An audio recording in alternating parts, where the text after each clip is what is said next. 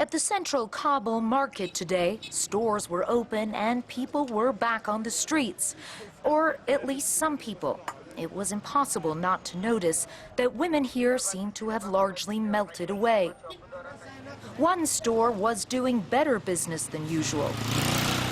For more than a decade, Mohammed has been selling burqas, the head-to-toe covering once imposed by the Taliban. Business was good, but now it's even better, he tells us. More sales. Why do you think you're selling more burqas right now? Because the Taliban took over and all the women are afraid, he says. So that's why they're all coming in and buying burqas. Do you feel abandoned?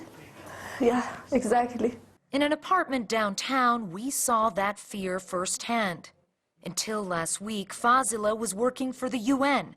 That's not her real name, and she asks we not show her face. She's petrified that the Taliban will link her to Western organizations and says she hasn't gone outside since they arrived in Kabul. You look very frightened. Exactly. Too much stress. It is not easy for a person to work a lot with international organization, having more than 10 years experience of working with international, and now no one of them helped me. Just sending emails to different organizations that I work with you, but now no response. Are you angry? No, I'm not angry, but as a person who work with them, now I need their supports. It is not fair. You look very emotional as well. Yeah, because I'm thinking about my future, my daughters. What will happen to them if they kill me, 2 daughters without mother?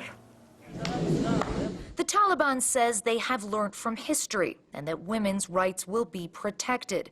But many fearful Afghan women remain to be persuaded. We're on our way now to the home of a prominent female Afghan politician. She's told me that there are Taliban fighters outside her front door, so she's asked that I go in alone. Fawzia Kufi was one of the Afghan government negotiators during peace talks with the Taliban and has dealt with the group a lot.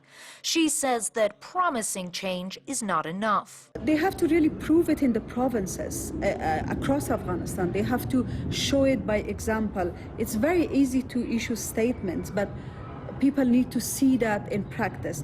Kufi has every reason not to trust. Last year, she was shot by unknown gunmen. The Taliban denied they were behind the attack. You have children? I have 2 daughters. And are here? They are in Kabul. And are you concerned for them, or? I'm concerned for my daughters and all the girls of Afghanistan. I don't want history to repeat itself on them very brutally. 20 years of progress for women in Afghanistan now hangs by a thread.